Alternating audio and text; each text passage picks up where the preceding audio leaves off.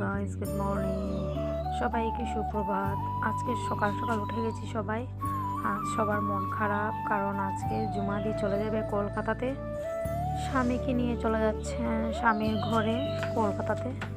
যাই হোক, আমাদের সবার মন অনেকটাই খারাপ, অনেকটা খারাপ, ভালো লাগছে না, ঘরটা একদম ফাঁকা হয়ে যাবে।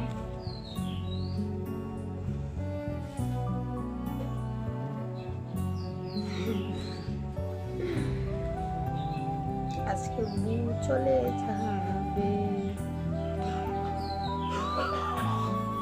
গাইস, আজকে জুমাদি চলে যাবে, খুব দুঃখজনক ব্যাপার। চলো যাই মার্চের দিকে, আর বলতে বলতে বিয়ে লাগিয়ে দিয়েছে। এই হলো আমাদের জামাইবাবু, অপেক্ষা করছেন কখন টোটো আসবে। আর ওদের লাগেজগুলা সবাই এসেছিল, পাড়া প্রতিবেশী, রিলেটিভ, অনেক লোকজন এসেছিল।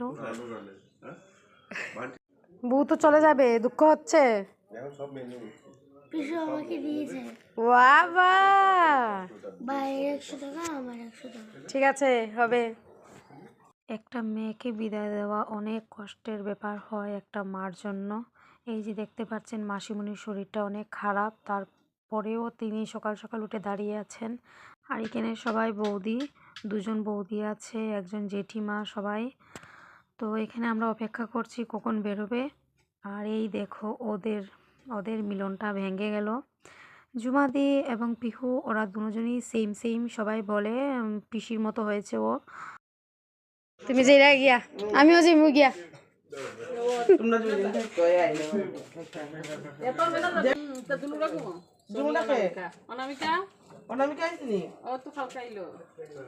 তাহলে আসি সবাই, টাটা।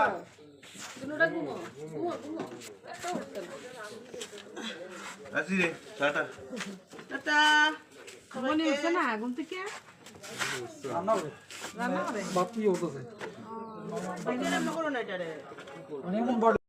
মা বাবা ভাই বোন সবাইকে ছেড়ে চলে যাওয়ার মানে এটা অনেক দুঃখের ব্যাপার। একটা মেয়েই বুঝতে পারে এই দুঃখটা, আর এটা সহ্য করার মতো ভগবান একমাত্র মেয়েদেরকেই শক্তি দেয়। জুমাদি, তোমাকে অনেক মিস করছি, ভালো থাকো তুমি, সবসময় চাই এটাই ঠাকুরের কাছে।